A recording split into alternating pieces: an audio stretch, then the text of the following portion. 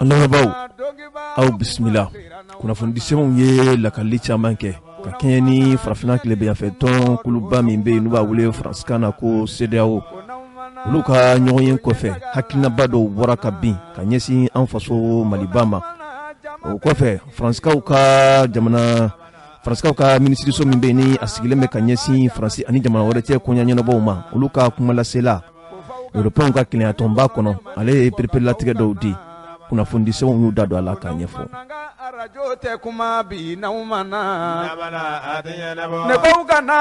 Lamɛnbaaw min ye Isaka Ujimu ye ka kɛɲɛ ni CNT maaw ka wulikajɔ ye u bɛ fɛn min wele faransikan na résolution o talen kɔ ka ɲɛsin Isaka Ujimu ma a ka se k'a yɛrɛ sɔrɔ kunun ko juru bɔra a kan na a y'i yɛrɛ sɔrɔ kunnafoni disɛbɛnw y'u da don a la k'a ɲɛfɔ. Jamanadenw ni min bɛ tiɲɛ de fɔ ɲɛ tata. Lamɛnbaaw ka kɛɲɛ ni moto taxibolilaw olu ka gɛlɛyaw ye a yɛrɛ la k'a fɔ moto taxibolila dɔw bɔnɛna a nin na kunasini su Bamakɔ yɛrɛ babili pont filanan min bɛ yen a kɛra ko ye ko min ni a kumaw cayalen bɛ dugu kɔnɔ kosɛbɛ kunnafoni disɛbɛnw y'u da don a la k'a ɲɛfɔ.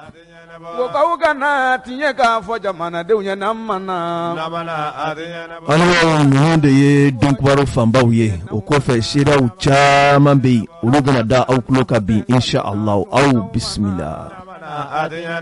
An lamɛnbaaw aw bisimila kunnafoni min bɛ an bolo bi sɔgɔmada in na denkubaru kɛnɛ kan o tɛ kunnafoni duman ye ka kɛɲɛ min ye Novembre kalo tile 6 san 2021 musoba min bɛ yen ni ale kɛra marabolo ɲɛmagale ye Mali yɛrɛ kɔnɔ n'o ye Madame Cissé Mariam Kaidama Sidibe ye ale ka kalifaw minɛna a la Tunisie jamana kan ka to furakɛli yɛrɛ senfɛ kunnafoni disɛbɛn l'Indépendant ye a yira k'a fɔ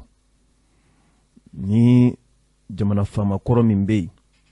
a ka janaja baaraw o kɔni kɛra kunun ko Sokɔrɔjikaw fɛ yen sigida 6nan yɛrɛ la Bamakɔ kɔnɔ yan kunnafoni disɛbɛn l'Indépendant y'a yira k'a fɔ hali bi min ye jamana faamaw ye olu caman tun bɛ a kɛnɛ kɔnɔ fo ka taa se marabolo ɲɛma n'o ye dɔgɔtɔrɔ Choguel Kokala Mayiga ye o kɔfɛ a yirala k'a fɔ ni ma kofɔlen balimaw ani sinjiw baaraɲɔgɔnkɔrɔw olu caman fana tun bɛ a ka janaja kɛnɛw kan a kɛra fɛn ye fɛn min ni a kinikini barikaw kɔni bonya na kosɛbɛ seliw kɔni kelen kɔ ni ma kofɔlen kan u y'a ta ka taa da a ka dayɔrɔ laban na Sabalibugu o kaburudon na duwawu kɔni taara fanga ɲɛmaw fɛ ka ɲɛsin ma kofɔlen ma a n'a ka dukɔnɔmaw kelen kelen bɛɛ lajɛlen kunnafoni an y'a sɔrɔ sɛbɛn min kɔnɔ u k'a ma ko l'Indépendant. Nka ni ma kofɔlen komi an y'a fɔ a ye cogoya min na ale kɛra muso ye muso min ni a ye minisiri ɲɛmaya sɔrɔ an faso Mali yɛrɛ kɔnɔna na musolaka dɔw olu sɔrɔla ka se k'u ka seereyaw di a kan Mariam Kaidama Sidibe a ye mun baara kɛ hakilina jumɛnw tun b'a la Mali yɛrɛ ka ɲɛtaw kɔnɔ an balimamuso ani an denmuso ni o ye Kadija Fofana ye ale ye seereya fitinin min sɔrɔ an ka jɛ ka dɔɔni lamɛn o la. An dusuma kasanen don Mali bɛɛ lajɛlen dusuma kasanen don bi ka d'a kan an ka yiriba dɔ binna n'o ye Madame Cissé Mariam Kaidama Sidibe. Madame Cissé Mariam Kaidama Sidibe kɛra maa ye maa min ni muso fɔlɔ don n'o kɛra premier ministre ye anw ka jamana kɔnɔ yan Mali kɔnɔ yan le 3 avril 2011. Le 3 avril 2011 kana se 22 mars 2012 anw bɛ se ka bisigi k'a fɔ a ma foyi kɛ ni san kelen tɛ jani ATT ka fanga bɛ dafiri. Donc anw bolo nin ye monument de binnen parce que fanga ye Ala ta ye maa min y'a diya a b'a do tigi de ma. Mariam Kaidama n'i ye Mali ta k'a lajɛ k'a daminɛ présidenya la ka na premier ministeriya la ka na se président de l'Assemblée ma musow yɛrɛ ka hamina n'u ka jɔrɔna kow ye mun ye an b'a fɔ tuma bɛɛ k'a yira bɛɛ la ko anw ka ba Maliba a ma deli ka muso sɔrɔ ka bila o poste ninnu ɲɛma. Donc ni yɔrɔ la an bɛ tasibila kɛ ka taa an ka président Amadu Tumani Ture Amadu Tumani Ture min hakili tora nin na k'a dɔn k'a fɔ ko musow fana ni nin jɔyɔrɔba ninnu ka kan donc Mariam Kayidama ale bɛ Mali histoire de la a bɛ Mali histoire la désormais i n'a fɔ Amadu Tumani Ture min ye nin waleya in fana kɛ musow ye o fana bɛ Mali histoire la cogo min na an bɛ se ka fɛn min fɔ o ye ka tasibila de kɛ ka tasibila kɛ ka taa an ba in ye Ala ka lahara sɔn sumaya ye ani alisilamɛsiw bɛɛ lajɛlen a taara ka hamina minnu ni jɔrɔnako minnu to a la an bɛ dugawu de kɛ jamana in n'o hami kun b'a dusukun na an bɛ dugawu kɛ Ala bɛ se ka jamana in basigi cogo min na ka dugawu kɛ a ka denbaya yɛrɛ fana ye an kɔrɔ n'an dɔgɔ a n'an fa minnu bɛ yen ka Ala ka se ka u ɲɛji cɛ ka lasigi da n'u ma. Anga arajo te kuma bi na umana ne ko kana ka tiɲɛ fɔ malidenw ye ngwaw kana ko kaw kana tiɲɛ ka fɔ jamanadenw ye na mana ko aw kana tiɲɛ fɔ jamanatigi ye na umana nafa tɛ ngalon na tun na umana ko aye na tiɲɛ ka fɔ jama ye na kana jamanadenw ni min bɛ tiɲɛ de fɔ ɲɛta ta ko ni bɛ tiɲɛ fɛ arajo ɲɛta ka ta ni y'o jɛ ko ni bɛ tiɲɛ fɛ arajo ɲɛta ka ta ni y'o jɛ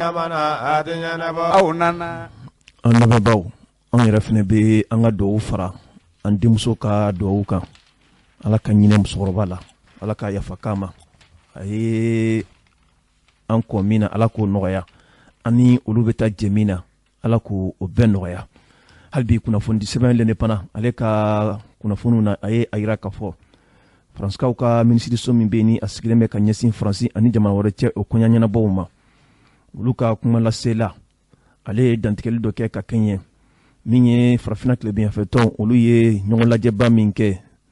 kari tɛmɛnen ka bɛn Novembre kalo tile 7 san 2021 ni o de nana wolo fɛn na fɛn min Mali faama dɔw a yirala k'a fɔ ko olu kɔni ɲangilen don min ye taamasiraw ye an'u ka nafolo yɛrɛ takasegin u ka denbayaw ka takasegin nin bɛɛ lajɛlen kɛra fɛn ye fɛn min ni o ye gɛlɛyaba ye bi ka ɲɛsin Mali faamaw n'u ka denbayaw kɔni ma kunnafoni sɛbɛn L'Indépendant a ye a yira k'a fɔ min ye Anne Claire Legendre ale ye Faransi ka minisiri ye minisiri min n'a bɛ yɛrɛ sɔrɔ Européenw ka keleyatɔba yɛrɛ kɔnɔ a ye kɔrɔfɔ dɔw bɔ ka bin CEDEAO ale ka kɔrɔfɔ minnu binna Mali faamaw kan ka kɛɲɛ ni Musa Saɲɔ Kamara ye ale ka fasiri ye a ye a yira k'a fɔ min ye octobre kalo tile 7 tɛmɛnen san 2021 farafina tilebinyanfɛtɔn jɛkuluba min bɛ yen ni o bɛ wele k'a fɔ CEDEAO olu ka sigi kɛrɛnkɛrɛnlen senfɛ a nana yira k'a fɔ Mali faamaw ka cogo bɛɛ lajɛlen kɛ min ye février kalo natɔ tile 27 san 2022 hakilina minnu taara jamana kɔnɔdenw ye ani diɲɛmaaw ɲɛkɔrɔ ka se ka olu kɔni labato kunnafoni sɛbɛn ka lakali la a ko o hukumu de kɔnɔ sa CEDEAO fanga ɲɛmaaw olu nana hakilina dɔw bɔ ka bin min bɛ kɛ ɲangali bere ye ka ɲɛsin Mali faamaw ma o dɔ ye k'a fɔ u ka taama o bɛ kɛ haramu ye u ma wa u ka denbaya fɛnɛ taama ta ka segin u ni jamana wɛrɛw kɔnɔna na CEDEAO yɛrɛ jamanaw o bɛ kɛ haramu ye u ma wa u ka nafolow ka ta ka segin wala nafolow ka bɔli o fana bɛ kɛ haramu ye u ma u tɛna se k'o baaraw kɛ cogo si la nin kɔrɔfɔ kɔni bɔlen kɔ ka bin tile kelen kɔfɛ min ye nin maa kɔfɔlen ye n'o ye Faransikaw ka kumalasela min bɛ yen Européenw ka keleyatɔnba yɛrɛ kɔnɔ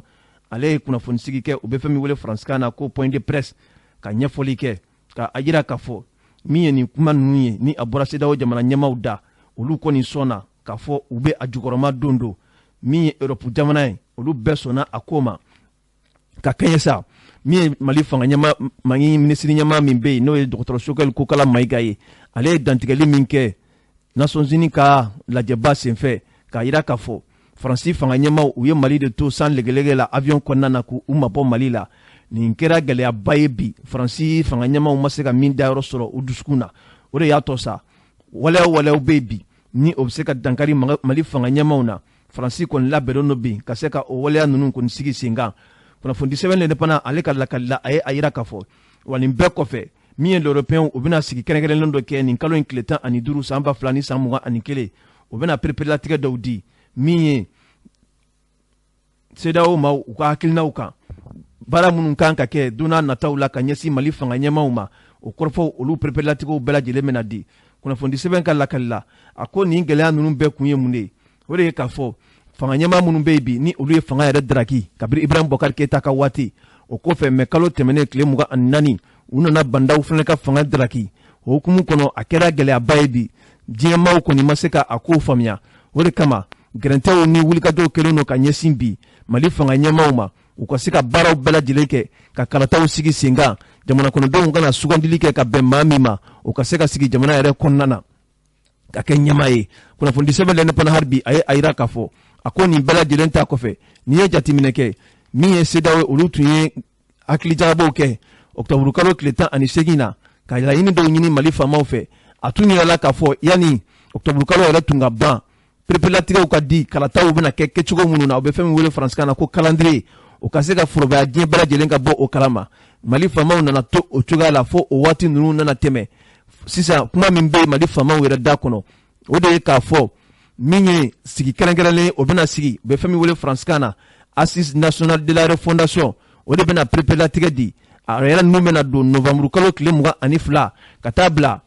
décembre kalo tile 27 nata la o bena perepelatigɛ di Mali yɛrɛ ka kungilenna kan kalataw olu baaraw bena kɛ cogoya jumɛn na nin kɔni ye gɛlɛyaba ye diɲɛ maaw b'a la waati min na ko ka sɛbɛnfuraw bɔ ka se ka kalataw perepelatigɛ di o waati kelen Mali faamaw bɛ ka nin hakilinaw de fɔ jamana kɔnɔdenw ɲɛna kunnafoni sɛbɛn lɛnɛ pana ale ka lakali la a ko nin kɔni kelen no gɛlɛyaba ye bi sabu n'i ye jateminɛ kɛ Mali politikimaw u tilalen bɛ 2 ye dɔw ye a yira k'a fɔ sigi in ka kɛ hakilinaw ka bɔ o sigi kɔnɔ min bɛ se ka Mali ka kungilennaw yɛrɛ fɔ donna nataw la politikimaw dɔw fana ye a yira k'a fɔ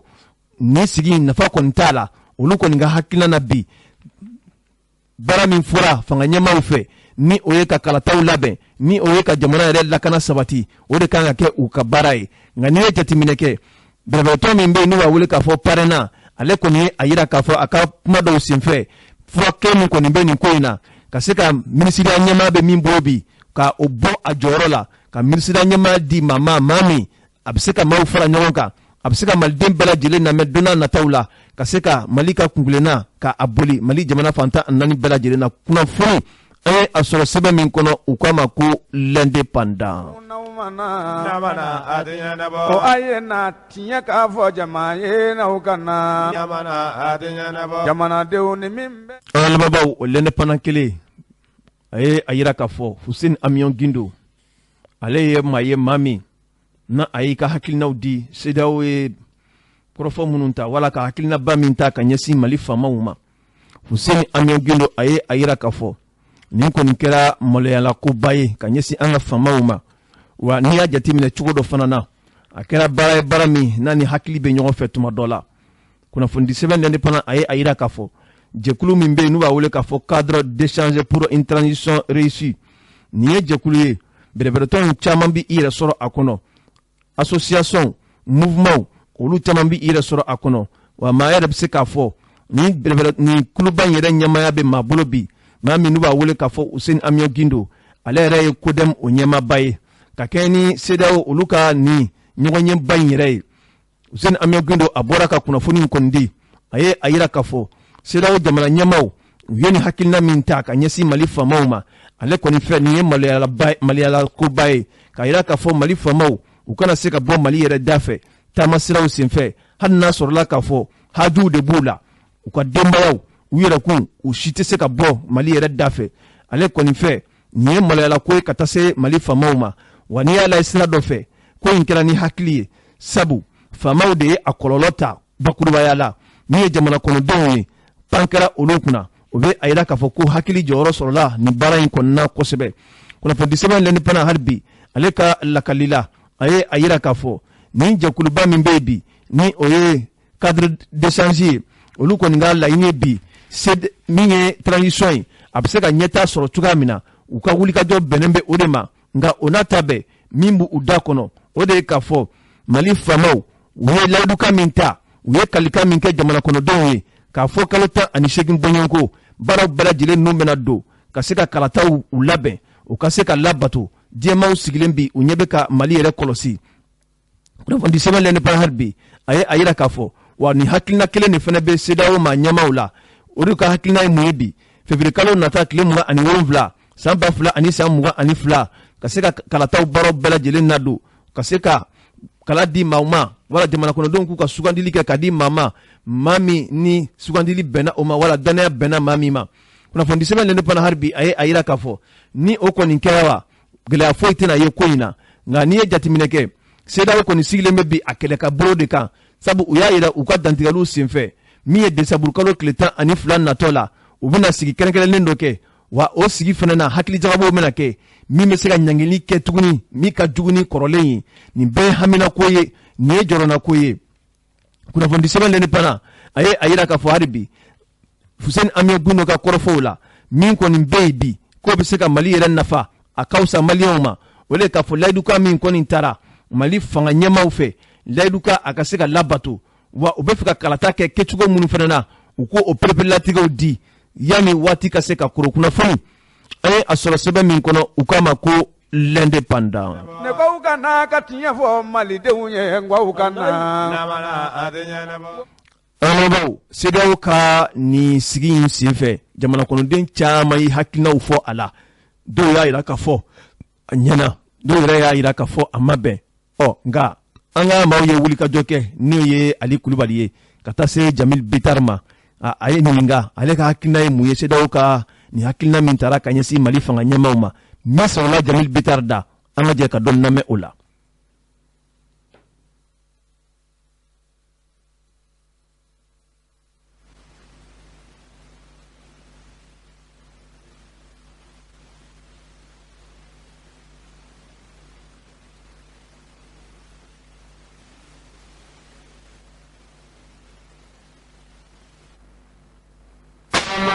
Arajo nyata yo naumana ko naumana nyata jama ko do naumana ko naumana dogi baru kuma sera naumana ko naumana tinyati kunundo do naumana ni wole ka taga nyeshi malima ama balena parce que CEDEAO dirigeant depuis bimase ambo konata do amu ngania do ni mugo mi kuma jamana in kono o ye fanga kɔrɔ mɔgɔ ka sababuya kɛ u jɛra intérêt caman bɛ yen o b'u ni ɲɔgɔn cɛ misali la immeuble caman jɔlen bɛ Côte d'Ivoire ani Dakar ani jamana wɛrɛw la ani an ka nafolo min darakila mun suɲɛna a bilalen bɛ banque min kɔnɔ farafina banque dɔw b'o la aya nazara banque dɔw b'o la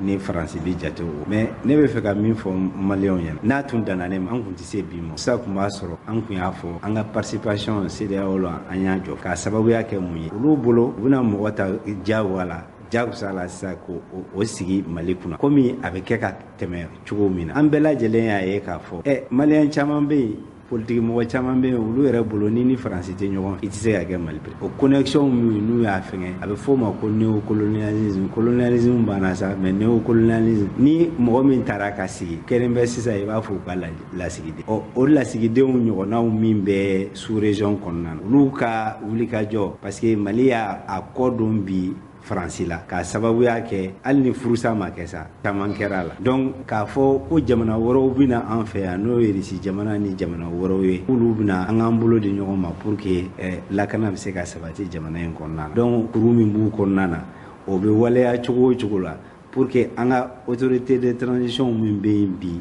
u bɛ se ka degun sɔrɔ cogo min na donc o de bɛ yen donc ka gɛlɛya ta k'a ɲɛsin jamana in ma pour que jamana in bɛ degun pour que jamanadenw bɛ wuli k'a fɔ aya an sɛgɛnna an tɔɔrɔ la mais ne bɛ min fɔ maliyɛnw ne y'o de fɔ mɔgɔ bɛ kɔngɔ to i yɛrɛ la k'a fɔ ko n fara a mana kɛ cogo o cogo degun sera niveau min ma foyi tɛna se ka fara o kan o CEDEAO jamana kelen Alassane Dramane Ouattara y'a ka 3e mandat a y'a déclenché mais o CEDEAO kelen u ma taa fɔ k'o tɛ sariya kɔnɔ u ma taa fɔ ko c'est antidémocratique mais n k'u y'a to Alassane y'a ka 3e mandat ni a b'a kɔnɔna na bi n'o o n'a ɲɔgɔnna caman min bɛ CEDEAO kɔnɔna na n'a fɔra k'olu ka tiɲɛ fɔ tiɲɛ min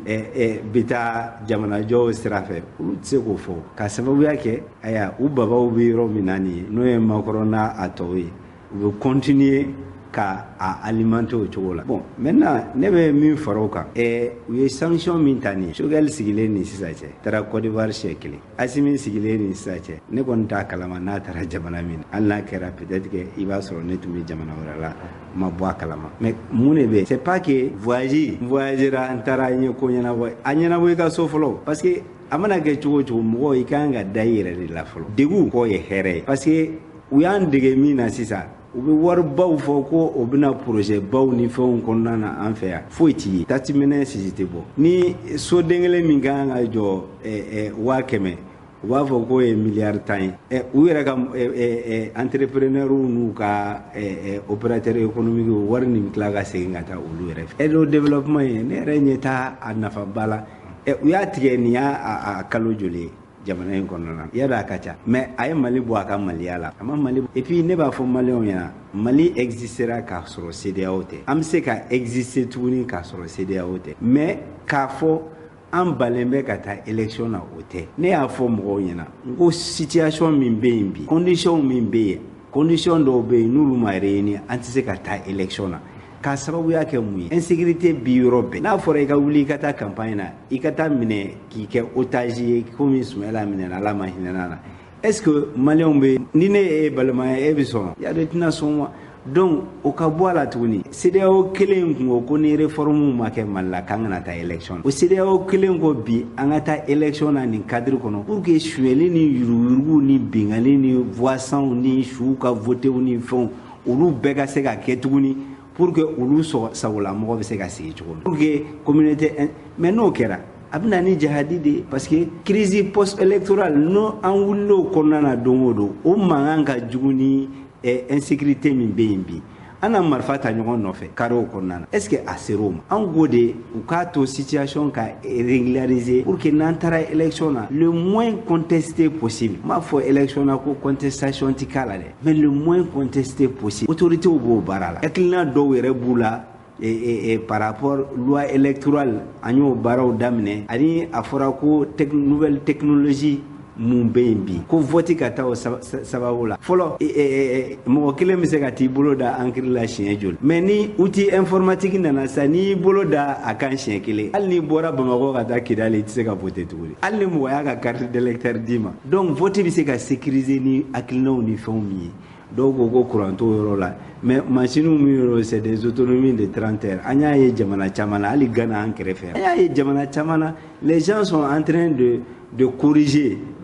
ka u labɛn ka taa o cadre kɔnɔ mais yanni communauté internationale k'a fɔ k'a b'an dɛmɛ o waleyaw kɔnɔna na non a bɛ taa nin na jakusa la n'aw ma taa nin na an b'aw kantigɛ an b'aw bɛɛ faga u bɛna maliyɛn bɛɛ faga ils vont faire un génocide bon dirigeant min b'a la fana oui politique mɔgɔw fo an ka taa élection na fo an ka taa élection na olu bɛ transition soutenir u b'u yɛrɛ de soutenir la u tɛ se ka mɔgɔ si tromper bi ko la réussite de la transition et réussite de la transition ko cherté de la vie an tilala ka pancarte y'u bolo ko Choguel ka bɔ premier ministre la ko fo élection a kɛ a b'a ka politique kɛlɛ la n'a b'a ka politique kɛlɛ la u tun b'a fɔ mɔgɔw ɲɛna k'o de don mɔgɔ kelen tun tɛ bɔ a don k'a sababuya kɛ hali palais la culture u ma se k'a fa u ma se k'a fa donc u bɛ mun jira k'a fɔ maliyɛnw yɛrɛ tigɛlen b'o la donc olu ni CEDEAO mɔgɔw de bɛ kuma na u bɛ bɛnbɛn na ka janfan jugu ta k'u b'a ɲɛsin Mali ma o tɛ se ka kɛ tuguni maliyɛnw an sɛgɛnna ne yɛrɛ min filɛ nin ye poste ko tɛ dɛ ne bɛ segin a kan tuguni poste ko tɛ marché ko tɛ fɛn wɛrɛ ko tɛ ne ta ye faso ko ye k'a fɔ ne bɛ mɔgɔ ko la ne tɛ mɔgɔ ko la ne bɛ jamana ko de la mɔgɔw bɛ se ka u kɔnɔnata fɔ u bɛ se k'u dalata fɔ mais bi an bɛ taalen waleya sira min kan ne bolo nin sira in de ye Mali ka sira ye donc an ka taa o sira fɛ maintenant min ye an ka sous région kɔnɔna ye mais olu bɛ intérêt min sɔrɔ Mali la anw t'o sɔrɔ k'a sababuya kɛ Mali tɛ foyi produit ka taa feere ni jamana ninnu kɔnɔ mais par contre olu b'u taa o dilan u fɛ Mali kɛ nin bɛ société de consommation de donc a dilanli olu fɛ a ka nɔgɔ parce que u bɛ port daw ni fɛngɛw la taxi ko t'a la fɛn wɛrɛ t'a la donc mais malgré tout ça mɔgɔw b'a la ko cherté de la vie ko diɲɛ bɛ gɛlɛn diɲɛ ka gɛlɛn bi o ye tiɲɛ mais n ko sukaro kilo ye 200 de ye Abidjan Bamakɔ yan 120 te an bɛ min min te Lipton 3 dɔrɔmɛ 10 Bamakɔ yan olu fɛ den kelen dɔrɔmɛ 10 min misali dɛ hali buruko problème min kɛra n ko farine yɛrɛ tun tɛ Dakar Konamana arajo nyetagala naumana Konamana jama lamɛnbaaw kun ye Jamil Bitari ye kunnafoni sɛbɛn l'indépendant a ye a yira k'a fɔ min ye Isa Kaw Jim jɛkulu min bɛ yen n'u b'a wele k'a fɔ ACRT o ɲɛmaa don a yirala k'a fɔ kunun ko a ye a ka hɔrɔnyali yɛrɛ sɔrɔ ka bɔ fanga ka bolo kan kunnafoni sɛbɛn l'indépendant ye a yira k'a fɔ tile 15 kɔfɛ min ye CNT o danga naaninan ye n'o ye Isa Kaw Jim ye kunun ko ka kɛɲɛ ni novembre kalo tile 9 san 2021 yamaruya nana di k'a fɔ a ka bɔ kaso yɛrɛ kɔnɔ kiriw olu don dɔgɔdara ka bɛn ni décembre kalo nata tile 3 nin fɔra mafɛn maa min ni o ye sigida naaninan sariya nɔgɛnba min bɛ n'u b'a wele faransikan na ko procureur de la république ale ka yamaruya kɔnɔ Musa Sanyo Kamara ale ka fasiri senfɛ a yirala k'a fɔ jɛkulu min bɛ n'u b'a wele faransikan na ko conseil national de transition CNT olu ka wulikajɔ senfɛ u nana jɛkulu kɛrɛnkɛrɛnnen dɔ sigi sen kan fɛn min bɛ wele ko commission ad hoc olu nana hakili jagabɔ kɛ Isa Kaw Jim a bɛ lahala minnu na ani u ka kumaɲɔgɔnya senfɛ ni a ye ka se ka procureur fɛnɛ ka daliliw lamɛn nin bɛɛ kɔfɛ sa a yirala k'a fɔ kalataw olu baaraw nana sigi sen kan CNT maaw kɔni fɛ ka yira k'a fɔ Isa Kaw Jim a ka bɔ kaso yɛrɛ kɔnɔ yanni kiri waati yɛrɛ cɛ nin kɔrɔfɔw kɔni kɛra ka bɛn min ye novembre kalo tile 4 tɛmɛnen ye o de ye kumu kɔnɔ min ye sariya baarakɛlaw ye olu fɛnɛ nana jateminɛ kunun ko ka se ka yamaruya di monsieur Isa Kaw Jim a ka taa denbaya la yanni kiri waati yɛrɛ cɛ kunnafoni sɛbɛn l'indépendant a ko minɛkun tun ye mun de ye perepelatigɛ minnu yɛrɛ dira o de kɔrɔ ko a minɛna i n'a fɔ maa min ni a bolo nana minɛ bɔrɔ kɔrɔ panparan bɛɛ jɔlen ɲɛna fɛn min bɛ wele faransikan na flagrant délit ani atteinte au crédit de l'État et des institutions incitation au trouble à l'ordre public ni bɛɛ ye fɛn ye fɛn min ni maa bɛ se k'a fɔ maa min sɔrɔla k'a fɔ a bɛ fɛ ka dankari jamana yɛrɛ ka kelenyaw ani jamana ka basigiw la ani ka maaw yakubaya ka maaw galabu wuli ka ɲɛsin tiɲɛni ani dunulini baaraw ma fanga yɛrɛ ka kunkilenna ma kunnafoni sɛbɛn l'indépendant ye a yira k'a fɔ ka kɛɲɛ ni octobre kalo tɛmɛnen tile 26 ye san 2021 Isa Kaw Jim a ka kɔrɔfɔ dɔw senfɛ videow la bɔlɔlɔ sanfɛ a ye kɔrɔfɔ dɔw fɔ ka ɲɛsin premier ministre yɛrɛ ma dɔgɔtɔrɔ Choguel Kokala Mayiga a dɔ la maa bɛ se k'a fɔ ko a welekun tun ye o de ye kumu kɔnɔ ka ye olu gendarmelakaw olu taara a yɛrɛ siso la Lafiyabugu ka se ka a minɛ ka taa n'a ye Kaɲɛ na tile 2 kɔfɛ a nana bila kiiri tigilamɔgɔw olu ka bolo kan nka ka kɔn o ɲɛ min ye Isa Kaw Jim a nana wele telefɔni na sécurité d'état maaw fɛ a bɛ lɛri 2 wala lɛri 3 bɔɲɔgɔnko bɔ ka se ka a ɲininka hakilina jumɛn de bɛ a la jamana yɛrɛ taabolo la a ye taama min kɛ ka taa Faransi jamana kan k'a ɲininka o la a bɛ fɛn min wele faransikan na k'a intimider nin kɛra fɛn ye fɛn min ni a kumaw kɔni cayara kosɛbɛ ka kɛ ni CNT maaw olu ka nin wulikajɔ in ye yamaruya kɔnɔna na bɔ ka bin k'a fɔ Isa Kaw Jim a ka se ka a yɛrɛ sɔrɔ o de kumu kɔnɔ sa kiiri tigilamɔgɔw u ye nin baara in yɛrɛ waleya ka a bila ka taa a ka so a ka taa yanni kiri waati cɛ kiriw olu baaraw bɛɛ lajɛlen bɛna don décembre kalo tile 3 nata san 2021 kunnafoni an ye a sɔrɔ sɛbɛn min kɔnɔ u k'a ma ko l'indépendant ne ko kana ka tiɲɛ fɔ malidenw ye ngwaw kana ko k'aw kana tiɲɛ k'a fɔ jamanadenw ye n'an mana ko aw kana tiɲɛ fɔ jamanatigi ye n'aw mana n'aw mana nafa tɛ nkalon na tun n'aw mana ɔnɔbaw ka kɛ ni Isa Kaw Jim yɛrɛ ka bilaliko ye a yɛrɛ ka sɔrɔnaliba min bɛ yen n'u b'a wele k'a fɔ maître Kasim Tapo ale ye i fɛla di min sɔrɔla a da kɔnɔ an ka dɔɔni lamɛn o la. CMT a demandé ko ka bila ko ka détention suspend donc résolution procureur y'o de appliqué ka nana ye tribunal la tribunal y'a jira k'a fɔ ko effectivement c'est normal ni CNT a demandé sa mise en liberté immédiate mi reprocher le là est-ce que le tribunal va suivre à condamner ou pas au jabi de bena le 3 na la sonama ko yaka ke to gore la be ketan nete jala ki yoro nga client lante kangar dai min kada ya bo de fo politique mo don abe min ga kanga don min ni sariya be be ani min ti sariya te be are bo don kawji me jogro de abe min ga ba don nit na ko kawji ma kana politique ke ne ma do ala nit na boala min kada ya ba fo comme nere min kan ni mba fo politique sara fe mune ma fo ma fanga min bina munde ma fama ha afora ni affaire la ko aye shogel nani adunta bota shogel ma mo nani yana leja shogel ma président nani ama ministre nani munde bi ama min fuma est ce que de la gamina kama ah donc jamna c'est pour tout le monde on doit rester dans la république beka saria batu donc c'est tout mais ka foko politiquement te politique ko na ka gelana ah otna laban shogel law shogel tate malié et atna sika malien bali en tant que chef de gouvernement mo ka critiquer faut na bora gouvernement chef yala sinon ali sina avait critiqué alors baw nin tuye maître Kassim Tapoye ambe do wike halibi ala ka klimandi ambela jilema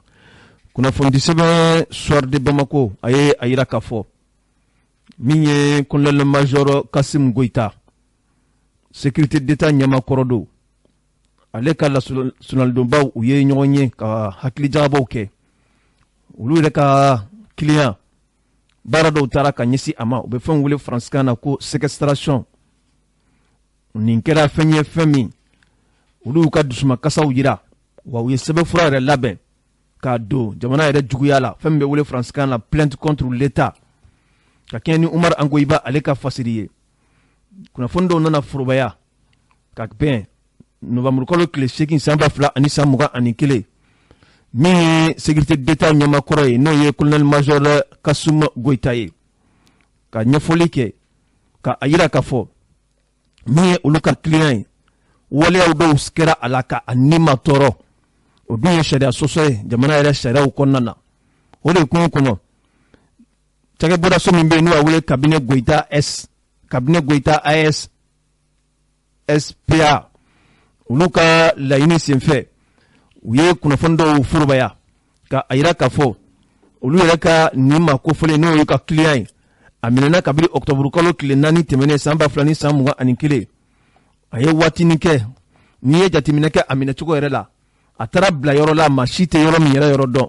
kalo kelen bɔɲɔgɔnko yani a bɛ taa di kiiri tigilamɔgɔw ma a yirala k'a fɔ ni ma tɔɔrɔ baara dɔw taara ka a sɛgɛrɛ olu y'u ka dusumakasaw yira a la o la k'a yira kiiri tigilamɔgɔw la k'a yira jamana faamaw na n'u tɛ a kalama ni dansɔgɔwale de taara ka ɲɛsin olu yɛrɛ ka client ma kunnafoni di sɛbɛn soir de Bamako a ye a yira k'a fɔ o de hukumu kɔnɔ sɛbɛnfura kɔni labɛnna u bɛ fɛn wele faransikan na ko plainte ka ɲɛsin jamana yɛrɛ ma donna nataw la olu kɔrɔfɔw bɛna bɔ ka da jamana kɔnɔdenw tulo kan kunnafoni sɛbɛn l'indépendant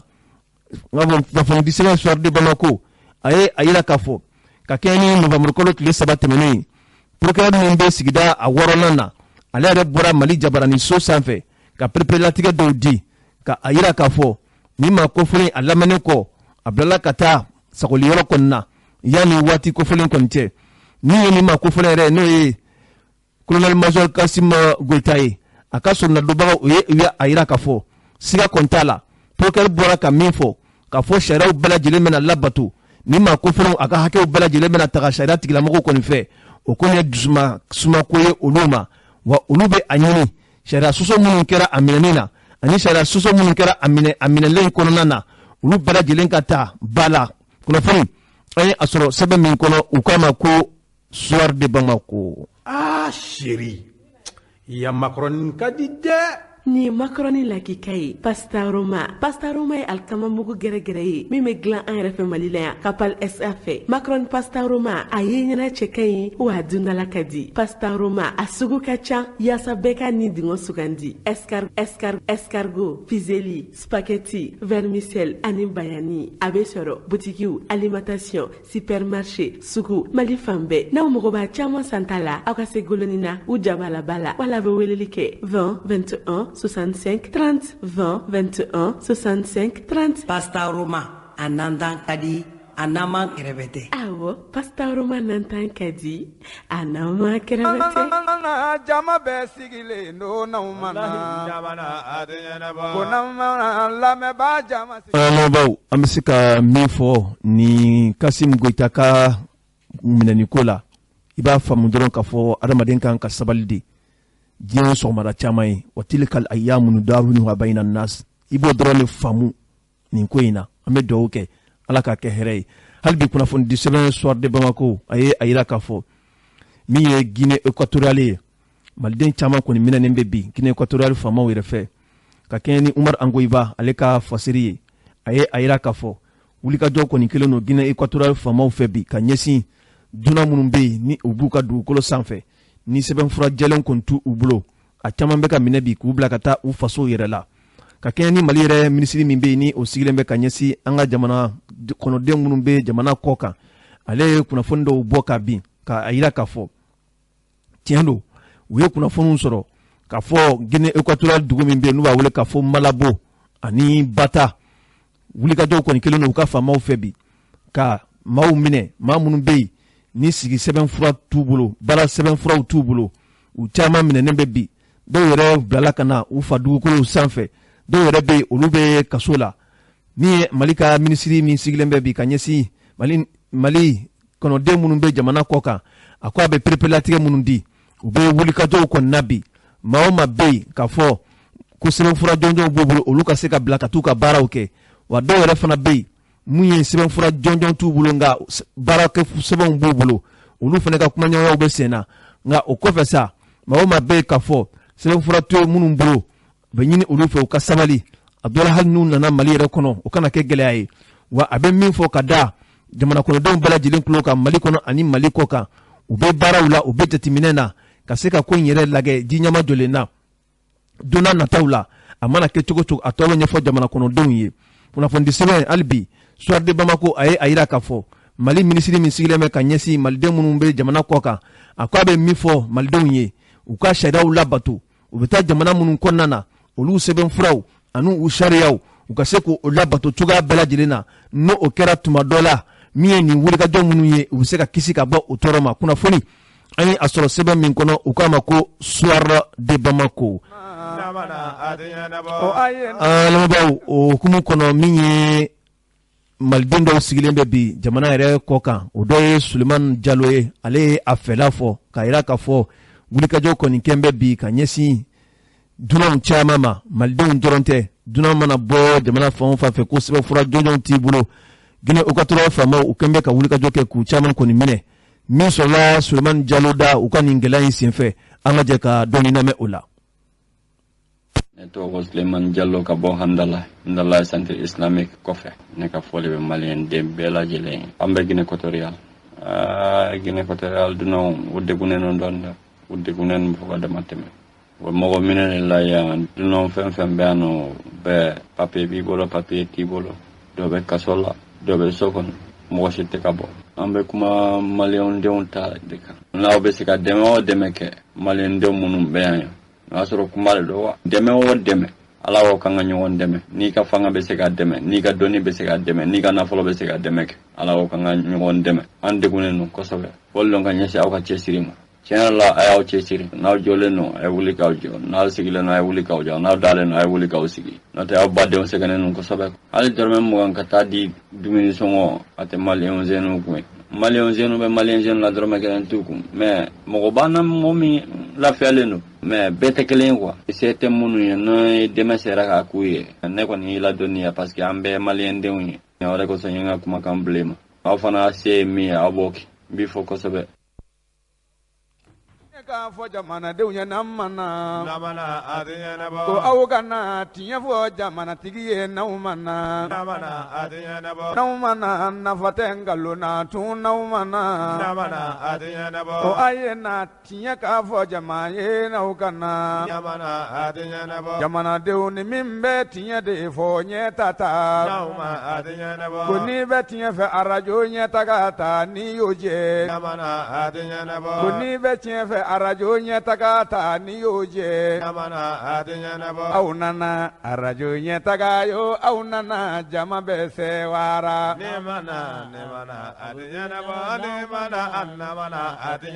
aw nana arajo ɲɛtaga nana aw nale jama bɛ sewara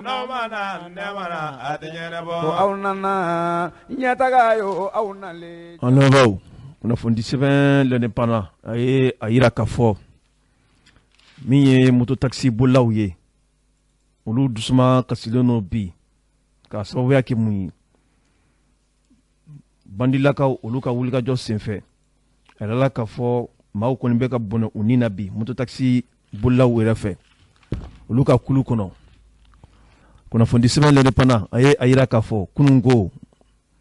tile yɛrɛ kuru mun bɛ bɛn mototaxi bolilaw olu ka wulikajɔw fanga bonyana kosɛbɛ k'a daminɛ place min bɛ yen n'u b'a wele k'a fɔ place kan lafiyabugukaw yɛrɛ fɛ yen u ye wulikajɔ kɛ fɛn min bɛ wele faransikan na cortège ka tugu ɲɔgɔn kɔ klaxonniw kɛlen don a la ka bamakɔ munumunu a yirala k'a fɔ u ka dusumakasa tun kun ye mun ye ka kɛɲɛ ni kunnasini ko ye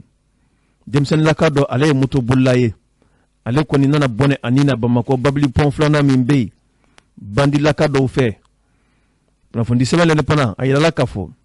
ni maa kofɔlen yɛrɛ bɔnɛna ani na cogo di maa fila de ye a lajɔ ko a k'u ta ka taa n'u ye u seyɔrɔ la a tun kɛra kuma ye kuma minnu ni maa kofɔlen yɛrɛ motobolila ale ma sɔn cogoya si la mɛ nɛgɛli kɔni nana se a la o kɔnɔna na sa a y'u ta u bɛ yɛlɛ bamakɔ babili pɔn filanan kan waati min na u nana muru kɔni don a kɔ la ka se ka a sɔgɔ o kɛra sababu ye a bɔnɛna a nin na kunnafoni sɛbɛn l'indépendant a ye a yira k'a fɔ a ko nin ye tile 3 bɔɲɔgɔnko de ye mototaxi bolilaw u bɛ ka bɔnɛ u ni na ta nin cogoya in na nin kɔni kɛra gɛlɛyaba ye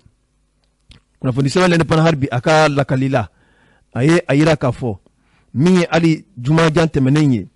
ka don sibiri yɛrɛ la maa dɔ kɔni yera a si bɛ t'i jɔ fo san 20 bɔɲɔgɔnko la bamakɔ dɔgɔtɔrɔso min bɛ yen n'u b'a wele k'a fɔ hôpital di Mali o morgue kɔnɔ a yirala k'a fɔ ko o fana tun ye mototaxi bolila de ye maa yɛrɛ tun bɛ se k'a fɔ ko ale tɔgɔ Amadu Sako a yirala k'a fɔ kunnafoni sɛbɛn ka lakali la mototaxi bolilaw kɔni sirannen bɛ bi u jɔrɔlen don u bɛ ka bɔnɛ u ni na sanga ani waati bɛɛ lajɛlen na ka kɛɲɛ ni ntɛnɛn tɛmɛnen ye novembre kalo tile 8 san 2021 nɛgɛ kanɲɛ 20 kɔnɔna na min ye Bouakar fana ye Bouakar Sun ale si bɛ t'i jɔ san 26 ɲɔgɔn bɔɲɔgɔnko la ale fana nana bɔnɛ a nin na nin kɔni kɛra gɛlɛyaw ye gɛlɛya min ni a kow kɔni cayalen bɛ bi kɔrɔfɔ ninnu kɔni bɛɛ lajɛlen kɔfɛ min ye an ka lakanaso min bɛ yen ni o ye 4e arrondissement ye olu ye wulikajɔ kɛ ka taa nin yɔrɔ kɔfɔlen in yɛrɛ la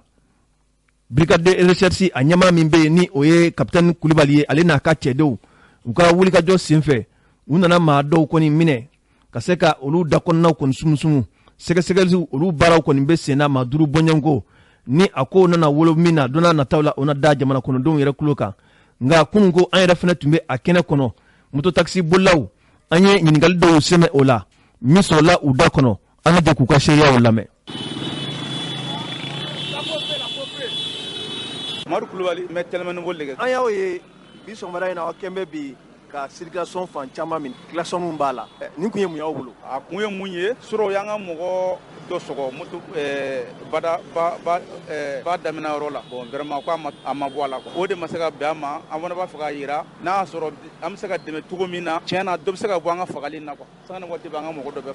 bɛ faga an ka mɔgɔ la bon n'a taara o cogo la a bɛ se ka kɛ an ka mɔgɔ bɛ ban so a bɛ dɔgɔya bon an ye déterminé de n'a fɔra moto a tɛ tɛmɛ 500 dɔɔnin kan ka t'i faga b'i ka denbaya cɛ la sanga ni waati b'i ban sɔrɔ mɔgɔ 5 de don permis pont na o kun ye mɔgɔ 1 est ce que a faamu an k'a fɔ déso port kun ye mɔgɔ 1 mais mun kɛra namasa danga côté la o kun ye mɔgɔ 2 de taara n'u ka moto ye taara n'u ka moto ye o su 3 de bɛ yen an m'o nisɔngoya de la ani kelen-kelen minnu kɛra o tɛ kelen ye dɛ o nin ye surɔ dɔrɔn ye surɔ polisi yɔrɔ tun b'an kɔ an yɔrɔ caman don ɲɔgɔn na ko 3 heures dɔrɔn an bɛ boli la polisiw b'an an ma se mɔgɔ ma an ka laɲini tɛ foyi ye faamaw ka se ka an dɔn ka an bɛ se ka lakana cogo min na an ka baara kɛ an ka laɲini o dɔrɔn de o de y'an ka tagama an bɛ waati min na i ko sisan nin ko kelen surɔ ani bi cɛ fama maula sigi ka kuma ɲɔgɔnya dɔw kan. Bon an ma tila fɔlɔ an ka ɲɛmɔgɔw bi an ma tila fɔlɔ n'an tilara mɔgɔ minnu kan ka se faama ma olu ta faama ka jɛ ka kuma kɛ. O b'a yira k'a fɔ k'aw tɛ baara la bi yan. Wala a kɔni kun ka d'an ye an ka bi bila fɔlɔ yanni an ka se ka ɲɔgɔn faamu. Ɲɛmɔgɔw b'an bolo mun kan ka taa faamaw fɛ n'u ka ɲɔgɔn kuma ɲɔgɔnya quoi se ka faamu. Mais aw ka baara fana taabolo la dɔw y'a yira k'a fɔ gɛlɛyaw b'a la min ye k'a fɔ maa dɔw yɛrɛ fana bɛ moto in boli a dɔnniya t'u la u tɛ siraba sariyaw fana dɔn yala a tɛ ka jateminɛ k'olu la. An bɛ jateminɛ kɛ nin bɛɛ la nin bɛɛ b'a kɔnɔ n'an ye ɲɔgɔn faamu nin bɛɛ b'a kɔnɔ dɔ bɛ nson na dɔ b'an yɛrɛw la politique jugu min b'an ka mɔgɔw la hali nson bɛ se ka k'an ka mɔgɔw la mais est-ce que n'an ma ɲɔgɔn faamu a bɛ dɔn wa laɲini ka ca quoi ni laɲini bɛɛ sabatira waati min na o de ka d'an ye quoi sinon faute b'an yɛrɛw la o bɛɛ parce que ni jama cayara fɛn bɛɛ b'a kɔnɔ quoi voilà. I ka kuma laban kɔni ne yɛrɛ b'e fo an ka laɲini mun ye Ala k'o sabati an ɲɛ an mago b'o de. Ne tɔgɔ Muhamadu Meri Sumunu kunu u y'an baarakɛɲɔgɔn faga pɔn sanfɛ jɔn y'a faga client de y'a faga a yɛrɛ kɔfɛ mɔgɔ 2 a ma sɔn k'u ta u y'a nɛgɛ nka jagoya ka k'u ta a ma sɔn bon a nana obligé a natara wari la a y'u 2 ta u bɛ se pɔn yɛrɛ la wagati min na mun bɛ bɛɛ la kɔfɛ o ye muru kɛ a la a ko k'a b'i firifiri donc u bɛɛ binna bolila ka jigin badenya kɔnɔna la ale kɔni nin tora a la donc anw fɛnɛ de ko an baarakɛɲɔgɔn de don an ka baara u bɛ k'a fɔ jɔminɛw b'a la dulɔminɛw b'a la mɔgɔ sugu bɛɛ b'a la bon an minnu b'a la ni baara kanu b'anw na an de b'an cɛsiri ka wuli ka jɔ kɛ ka jama fara ɲɔgɔn kan maa dɔ ni n ka kuma faamu bon o de ye bi gɛrɛbu ye an bɛ gɛrɛbu kɛ sufɛ bɔli an b'a inter à partir de 20h 21h bɔli bɛ bon n'o bɔra a la kɔfɛ mun don polisiw bɛ ka mɔgɔ sɛgɛn fɛn minnu na an bɛ erreur k'olu fɛnɛ kan olu erreur an bɛ numéro di bɛɛ an bɛ jama la a bɛɛ ka numéro talen a bɛɛ ka numéro bɛ di donc n'u ka numéro dira ni mun bɛ mun da la o bɛ wele o b'o fɔ mais sufɛ bɔli n'an ye ka bɔ sufɛ n'an fɛnɛ y'i minɛ fɛnɛ kɔni i kan ka mun sara i b'o sara. Min fagara a tɔgɔ n'a jamu. Bon Abdulayi t'a Abdulayi. A si bɛ taa san joli ɲɔgɔn. Bon a bɛ san 25 san 26. A sara o yɔrɔnin de la wa. A sara depuis u y'a sɔgɔ sapeur pompier yɛrɛ nana k'a sɔrɔ a sara. Minnu y'a faga olu ka kow kɛra cogo di. Minnu y'a faga u bolila u ma ye pick-up 3 forçat pick-up 3 de nana. U ma sɔn ka badenya kɔnɔ alors u bolila ka jigin donc an kɔni polisiw t'an fɛ an yɛrɛ bɛ wuli an b'an ka kɛlɛ kɛ parce que don o don moto taxi de bɛ faga kunun sini mɔgɔ 3 kunu mɔgɔ 2 an bɛ sini dɔn mɔgɔ tɛ sini bon an y'a dabɔ ka baara kɛ k'an dahirimɛ de sɔrɔ an m'a dabɔ yuruguyurugu kama an m'a dabɔ ko fɛnɛ ko an bɛ taa mɔgɔw tɔɲɔ ka fɛn dɔ moto taxi tɛna ko ye ka bɛɛ de la mais o de bɛ ka na k'an bolo ko wɛrɛ bi Jakarta tɛ suɲɛ moto taxi dɔrɔn de bɛ suɲɛ. Nka bi an k'a ye a ye wulikajɔw caman kɛ moto taxi tigiw bɛ fan bɛɛ fɛ bi klaxonniw bɛ senna o kun ye mun ye. O kun tɛ dɔwɛrɛ o kun ye gɛrɛbu in de ye o gɛrɛbu ye jumɛn o bɛ cɛnni ka saya kan. An bɛ gɛrɛbu de la. An bɛ gɛrɛbu de la mɔgɔ o mɔgɔ n'a ye client ye kɔfɛ n'i m'a sɔn k'a jigin i bɛ 400 sɔrɔ ou bien i ka moto. Là c'est sûr an bɛɛ jɛra an ka wari. Tɔn b'aw bolo wa. Tɔn b'an bolo. A ɲɛmaa ye jɔn ye. A ɲɛmaa bɛ yen bon ne yɛrɛ de y'a dugujɛ an bɛ ka jama former pour que ka mɔgɔw labɔ ko caman kalama. Moto taxi ko la ka se ka baara kɛ k'a jira anw bɛɛ cɛkɔrɔba denmisɛnnin jeune an bɛɛ de ye mɔgɔ sugu. Laɲini jumɛn b'aw la bi ka ɲɛsin jamana faamaw ma. Bon an kɔni ka ala deli ye mun ye moto taxi ko in na a nana nɔgɔya de kama a nana senna teliya kama an bɛ mɔgɔw de deli u ka sabali an ka baara kɛ ɲɔgɔn pour que moto taxi a ka se ka fanga sɔrɔ an m'an dahirimɛ sɔrɔ an fana bɛ taa masaw de balo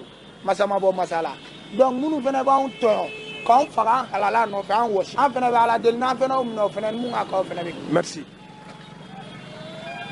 Namana dogibaru kuma sera namana kunamana tiɲɛdi.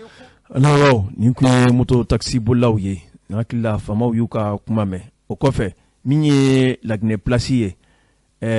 Basila Laginɛ place kɔni n'i sera Jikɔrɔni para la o t'i donnen Laginɛ wa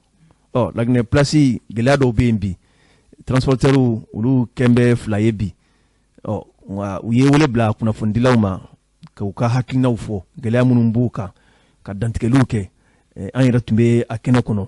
bakurubaya la kɔrɔfɔ minnu tɛmɛna u da cɛw ni muso an tɛ jɛ k'olu lamɛn fɔlɔ. Ne tɔgɔ de Usibila Sawadogo chef de gare ne de ye coopérative ka chef de gare ye yan coopérative transport unité de Bamako ne de ye chef de gare ye n ye journaliste ni jama wele o ka na dugu min bɛ n kan yan n k'a fɔ diɲɛ bɛɛ k'a mɛn o de y'a wele kun ye sɔgɔmada in na maintenant n bɛna daminɛ ni kuma min ye ne kɔni n ye n wolola Bamakɔ yan n mɔna Bamakɔ yan ne mɔkɛ ye transporteur ya kɛ n fa y'a kɛ ne yɛrɛ y'a kɛ ne ma école kɛ depuis n fitinin ma n fa b'a minɛ o y'a sɔrɔ place bɛ Bagadaji a b'an bolo minɛ an bɛ taa Bagadaji an bɔra Bagadaji an nana Bamakɔ kura Gondoli da la a b'a minɛ an bɛ taa yen an bɔra Gondoli da la an nana yɛrɛ an mɔkɛ ka so kɔnɔ centre culturel français da la Laginɛ place tun bɛ yen ne tun b'a kɔnɔ an bɔra yen an nana usine dynamique da la Lagina place tun bɛ yen ne tun b'a kɔnɔ maintenant an ka ɲɛmɔgɔ Sori Kone o ye y'a ɲini 76 gouvernement y'a yan d'a ma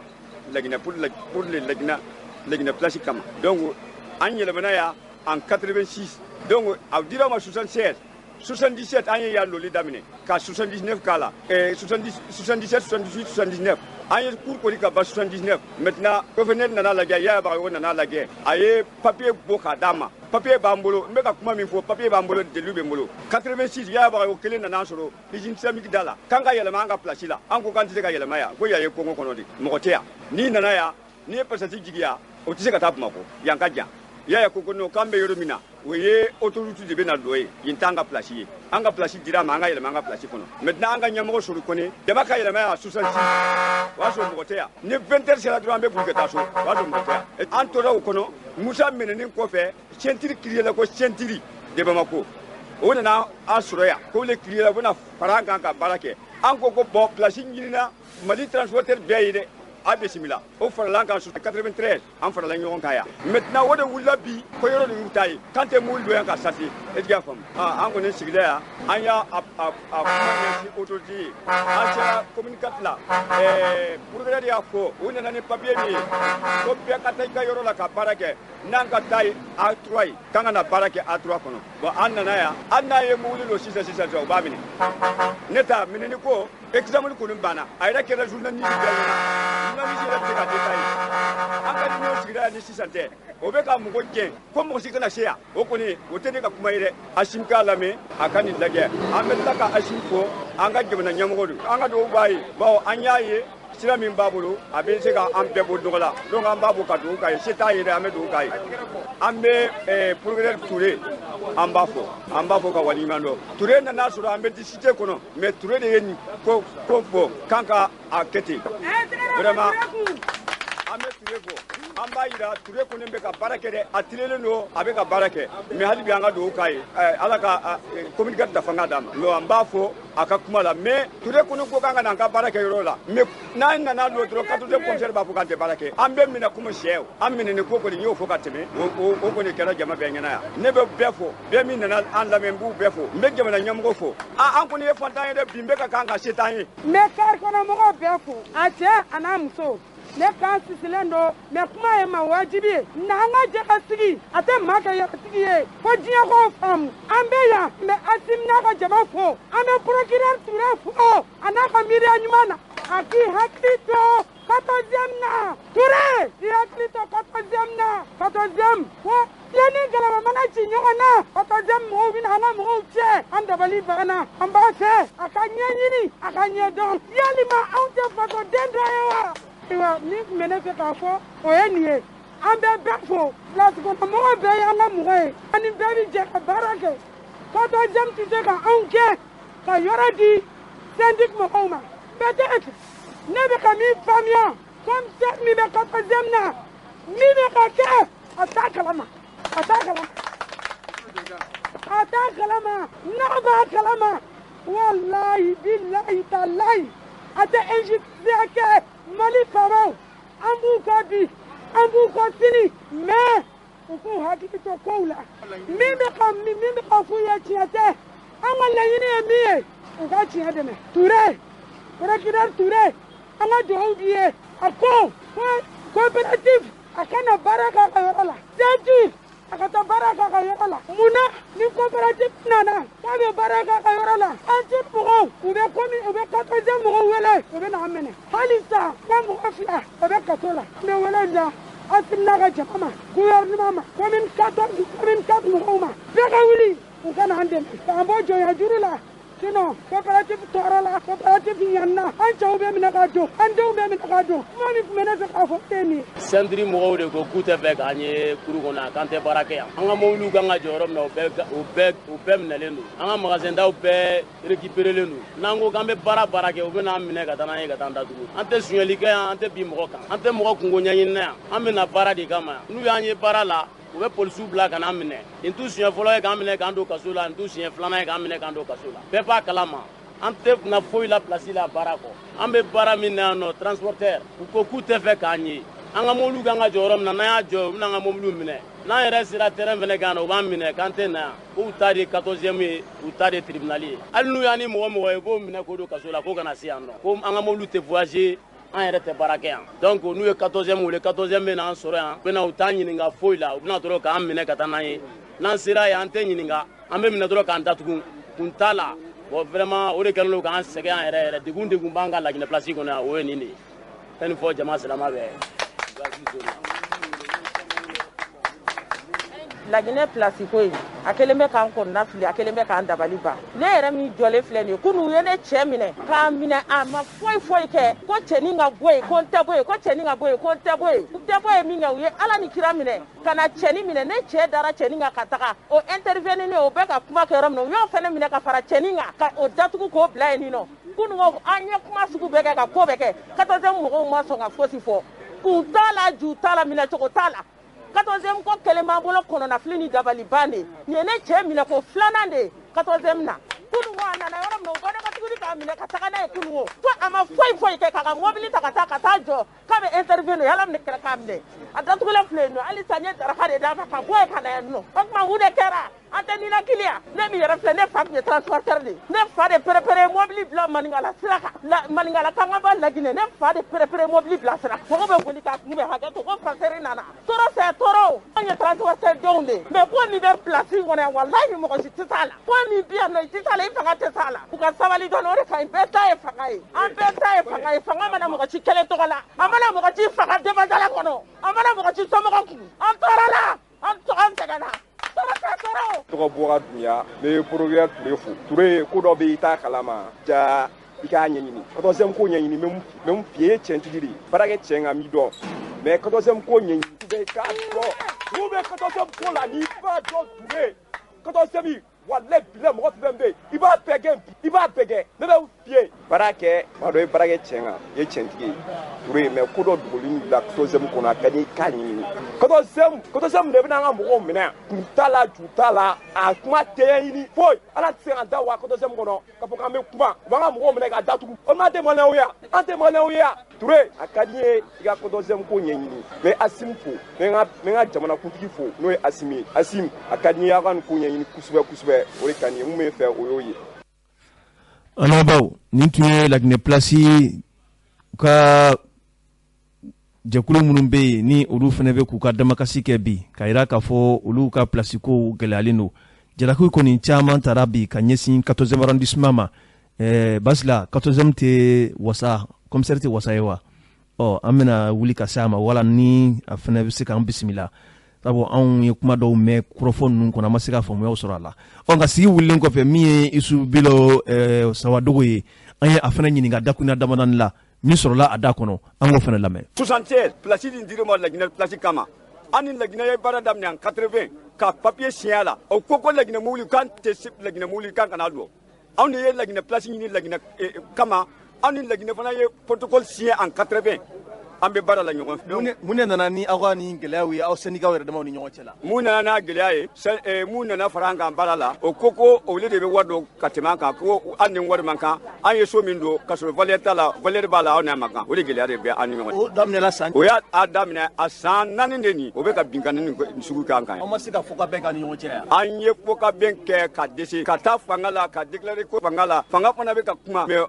fanga kɔni tɛ dɛsɛ. ka kuma kiiri kan k'aw bɛ Ture fo bi Ture jɔyɔrɔ jumɛn ta ko la. wala Ture jɔyɔrɔ min ka kan ni n bɛ Ture fɔ an tun bɛ gɛlɛya min kan o y'a sɔrɔ Ture ma na yan Ture nana sɔrɔ an bɛ gɛlɛya mais ka se ka an ka sigi ka kuma an ka magasin da la yan Ture nalen nin ye da d'a ma sinon an tun tɛ se ka kuma yan Ture tun mana waati min na n'an y'an sigi ka magasin da la yan ka kuma yɛrɛ hali u bɛ n'an ta yan ka. aw ko aw ka mɔgɔ dɔw minɛnen hali sisan dɔw bɛ kaso la o sababu ye. an nana ni mun ye k'an b'a nɔya ka sase ka taa Laginɛ kunu o ye ne ka adjoint ye mun dalen ne kan ne de ye chef de gare ye ale de ye ne ka adjoint o y'o minɛ ani pitini min bɛ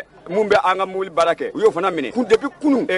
1 heure o bɛ kaso la o ma bila k'an man kan ka loyer ka sasema kɛ ko yan t'an ta ye ko yan ye ceinture ta gɛlɛya min b'an bolo o de ye. polisi so jumɛn y'a 14e a daminɛna samedi o ta la. mais aw ka syndicat yɛrɛ tɔgɔ ye di. coopérative transport routier de Bamako. aw ni ceinture de bɛ ɲɔgɔn na. an ni ceinture de bɛ ɲɔgɔn na. mais aw ma sigi ka fɔ ɲini nin ko in na kabini. an ye sigi ka fɔ ɲini nin ko la Laginɛ yɛrɛ nana ka na sigi anw bɛɛ sigi ka fɔ ko anw ni fɔlɔfɔlɔ de bɛ yan ceinture nana fara an kan a y'a bɛn a ka baara kɛ Laginɛ ye mun fɔ a ɲɛna k'an ka bɛn ka baara kɛ ceinture y'i ban. aw ka ni mɔgɔ ninnu minɛli kɔfɛ aw bɛna wuli ka se procureur ma komi ntɛnɛndon o ye baaradɔnya ye anw fɛ Mali kɔnɔ. an bɛ se procureur ma sini bɛɛ an b'a ɲɛfɔ a ye gɛlɛya min b'an kan an b'a ɲɛfɔ procureur ye et puis procureur fana b'a mɛn an bɛ ka kuma min fɔ. aw ka nin laɲini aw ka nin gɛlɛya in bɛɛ kɔnɔ laɲini kɛrɛnkɛrɛnnen jumɛn de bɛ aw la. laɲini kɛrɛnkɛrɛnnen min b'an na an ye yan ɲini ka sɔrɔ yan ma kɛ valeur ye ni valeur b'a la k'a to anw de ta don an ni mɔgɔ si tɛ se ka discuter cour kɔnɔ yan sentiri yɛrɛ ka hali sibilikɛ kelen tɛ yan an bɛ mun fɔ aw ye an ka laɲini ye k'an to yen an ka basigi an k'an ka baara kɛ o de y'an ka laɲini ye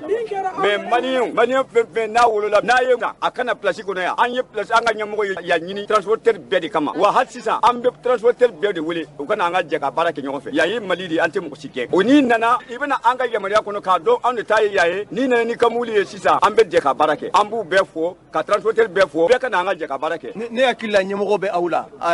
min ye bani transport ye o transporteur bɛ ka ɲɛmaaba ye o kɔfɛ aw ka ministiriso fana bɛ yen o si ma se ka da don nin kuma in. bani transport da donna nin kuma la a ɲɛfɔla ye a ma se ka solution sɔrɔ bon syndicat mɔgɔ de b'a wele ka na ne aw bɛ kuma d'u ma o tɛ kuma di ne ma donc Mali y'a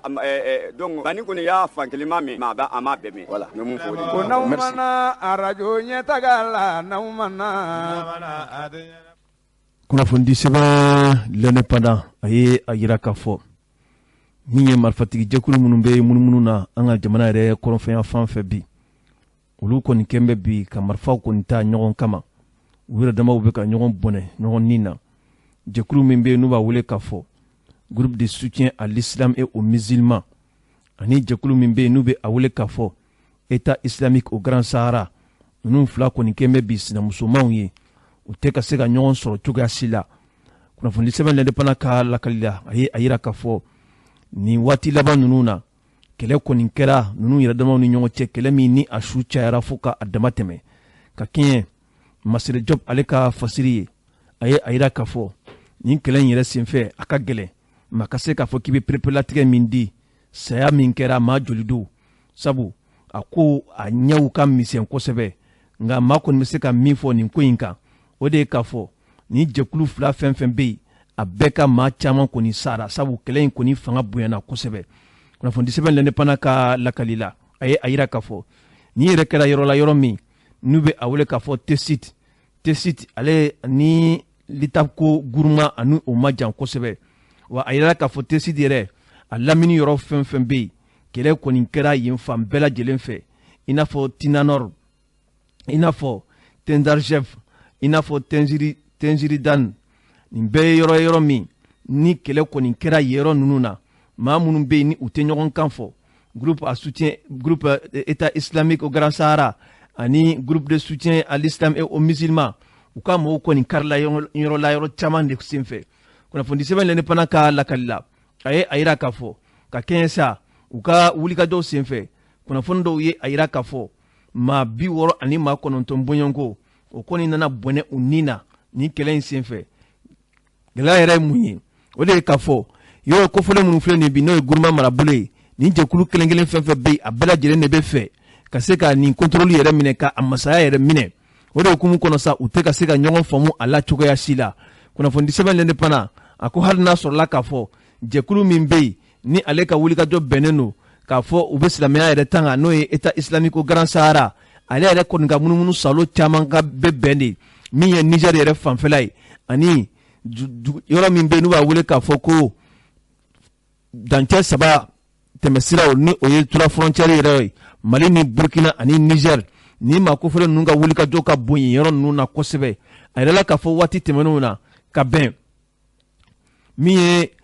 san 2019 ye ka taa bila san 2020 daminɛw na ninnu ka kɛlɛw yɛrɛ daminɛna o waatiw de la a kɛra sababu ye sa wulikajɔw kɔni kelen b'u fɛ sanga ani waati bɛɛ lajɛlen na n'u ye ɲɔgɔn ye yɔrɔ min na u bɛ dankari ɲɔgɔn na o yɔrɔ kelen ninnu na o de hukumu kɔnɔ sa n'i ye jateminɛ kɛ Faransi kɛlɛkɛcɛ minnu bɛ yen o fana ka wulikajɔ fanga ka bɔ u nɔfɛ u bɛ k'u dɔ dɔ sanga ani waati bɛɛ lajɛlen na wulikajɔ senfɛ Faransi kɛlɛkɛcɛw bolo u nana wolo ni u ka ɲɛmaa dɔw kɔni bɔnna u nin na n'o ye Adnan Abu Walid Asharawi ye ale nana bɔnɛ a nin na utikalo tɛmɛnen na san 2021 wa min ale ka danga filanan n'o ye numéro 2 ye Yɔrɔ Abdalsalam ale fana nana bɔnɛ a nin na nin bɛɛ kɔfɛ sa u nana ɲɛmaa yɛrɛ sigi ɲɛmaa min ni ale yɛrɛ ka wulikajɔ bɛnnen don Libi yɛrɛ marabolo kɔnɔna na n'o o ye Abdullah Bahra al-Sharawi ye ale de bɛ bi état islamique ma u ka ɲɛmaaya kɔni na nka an bɛ waati min na ko sisan gɛlɛyaw caman de bɛ u yɛrɛ damaw ni ɲɔgɔn cɛ la bɛɛ kelen kelen b'a fɛ ka nin yɔrɔ kofɔlen ninnu a mara yɛrɛ minɛ kunnafoni an ye a sɔrɔ sɛbɛn min kɔnɔ u k'a ma ko l'indépendant an lamɛnw ka kɛɲɛ ni ɲɔgɔn yɛrɛ mara kɔnɔna ye bi gɛlɛyaw kɔni caman sɔrɔlen bɛ bi dugu min bɛ yen n'u b'a wele k'a fɔ kango yɛrɛ dugu kɔnɔna gɛlɛyaw bɛ bi maaw b'u ka sɛnɛ kɛ sɛnɛ bannen kɔ u ka balo de bɛ taa jeni marifatigi jɛkuluw fɛ a kɛra bi da bɛ maaw ye sunɔgɔtiw ye an balimaɲɔgɔn min bɛ yen ni o ye Abdulaye Kulubali ye ale ka weleli sera Ali Diko ma Ali Diko ka seereyaw mun sɔrɔla a da kɔnɔ an ka jɛ ka dɔɔni lamɛn o la. Ne yɛrɛ tɔgɔ de Ali Diko ka bɔ Njanabugu ni waati na ne bɛ Kango dugu kɔnɔ. Ali Diko an ye kunnafoni sɔrɔ ko wulikajɔ kɛbaaw k'u tilala tuguni ka n'u da Kango da la ko fɔ kunungo ko mugu ciw donna aw ni ɲɔgɔn cɛ waladugu kɛbaaw a ko kɛra cogo di. Abdulaye Kulubali a ko kɔni a gɛlɛyara ni ye Kango daminɛ ne ye a bɛ kalo 6 bɔ. Kangokaw yɛrɛ u tɛ taa sugu la u tɛ taa yɔrɔ si sibiri don Kangokaw wulila ka taa fɔ u bɛna taa Dubabugu sugu jɔ o de ka sɔrɔ olu la u ye maa 2 minɛ ka taa n'u ye hali bi o kibaru ma dɔn dongo fana nana mugu ci Kango jumasi don su 3h waati an ye mugukan mɛn an y'u wele an ko ma a kɛra cogo di ko jadisiw de nana olu ka dugu daminɛ an ko ma u ka hakili sigi u kana b'u nɔfɛ u ka to dugu kɔnɔ ye. Dugu jɛlen an fana wulila ka n'u sɛgɛrɛ Kango yan nɔ hali surafana tɛ dɔw bolo yan surafana tɛ dɔw bolo forow selen don forow bɛ dugu dara yan nɔ donsow k'u bɛ taa foro kelen de kan a bɛna tila dugu ni ɲɔgɔn cɛ walasa lakanabatigiw ka se yan an ye lakanabatigiw yɛrɛ bɛɛ wele maa si ma kɔfila na an ma maa si ye fo ka na bila bi kan hali kunungo mugu cira Kango yan hali sisan an bɛ yɔrɔ min na mobili bɛ ka yala fan bɛɛ fɛ u kɛra ka dugu bɛɛ daminɛ. Mugu yɛrɛ daminɛna kunungo 4h waati fo ka n'a bila 6h la mugu dara dibi donni ni degu kɔni tɛ fila ye kɔni degu dɔ bɛ Kango dɛ i b'a fɔ Mali faamaw ye u k'u kɔfilo Kangokaw la hali surafana su na surafana a tɛ mɔgɔ minnu bɛ yan nɔ olu yɛrɛ balolen don cogo min na Ala kelen de b'a dɔn fɛn bɛɛ de tigɛlen don fo i b'a fɔ Malidenw tɛ. Maa minnu b'a la ka nin wale in ta ka ɲɛsin Kango ma u mɔgɔ yɛrɛ de bɛ mun kelen n'a ye. U mɔgɔ bɛ mun na olu de ko Kangokaw ka fara olu ka u ka don jadisiya ka Mali gouvernement kɛlɛ Kangokaw de ko olu tɛ sɔn ma u bɛ fɛrɛ ka sa de u tɛ Mali janfa olu de nana daga sigi Kango dara maa ti bɔ maa ti don n'i ye ne ɲininka Mali kunungo wulikajɔ mun kun bɛ kunungo dɔ bɔra la bi yɛrɛ tiɲɛ Mali kɔni bi kɔni Mali sɛgɛnna dɛ n'i y'a ye kɔnɔma bi armée yɛrɛ mun b'a bolo hali a tɛ dugu kɔnɔma ka o yɔrɔ ɲininkali gɛlɛn don dɛ ne bɛ mun fɔ Mali faamaw ye an kɔni se t'an ye dabali t'an ye ka Mali faamaw ka hakili to population na dɛ population sɛgɛnnen don. Ɔnabɔ ni tun ye Kango duguden dɔ ye ni o ye Ali Diko ye o kɔfɛ sa ni ye an yɛrɛ balimakɛ n'o ye Ismail Fane ye ale fana tuma dɔ la jamana lahala minnu bɛ yen a b'i ka hakilinaw di o kan wulikajɔw bɛ ka kɛ bi transition yɛrɛ jukɔrɔma dondonni na ka se k'u ka hakilinaw fɔ min ye Papis Fane ye o tɛ b'a nɛgɛ kɛrɛfɛ ale ye ka hakilina di min sɔrɔla a da kɔnɔ an ka jɛ ka o lamɛn. Bon an bɛ taabolo min na bi jamana taabolo man ɲi hali dɔɔni n'a fɔra k'an ka tiɲɛ fɔ a ko yɛrɛ kelen bɛ jigilatigɛ dɔ y'an bolo ka sababuya maa minnu b'a la k'a fɔ k'u bɛ transition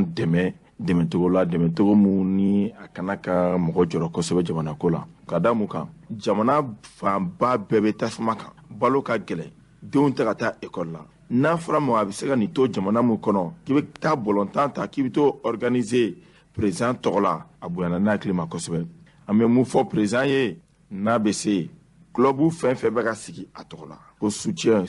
hali an ye ministre dɔw ye ministre minnu fana bɛ ka affichew dilanni daminɛ sa u association tɔgɔ la ko bɛna président soutenir nin transition in kɔnɔ an b'a fɔ bɛɛ lajɛlen ye maliyɛn maa 20,000 fɛn fɛn bɛ maliyɛn denw na président ka bila kunna ko nin bɛɛ de kelen don k'a soutenir i ka jamana ɲɛmɔgɔ i ka jamana ɲɛmɔgɔ de a bɛ komi n'a fɔ i ka dutigi ni dutigi bɛ du kɔnɔ duden bɛɛ b'a dɛmɛ o ma se hali fɔli yɛrɛ la a ma se an ka jemi ta ka bɔ n'o ye a ma se an ka kunu ta ka bɔ n'o ye an balima minnu bɛ farabugu dogo feere ka na ɲɔnɔna laminiw la tiɲɛni de kɛr'u kun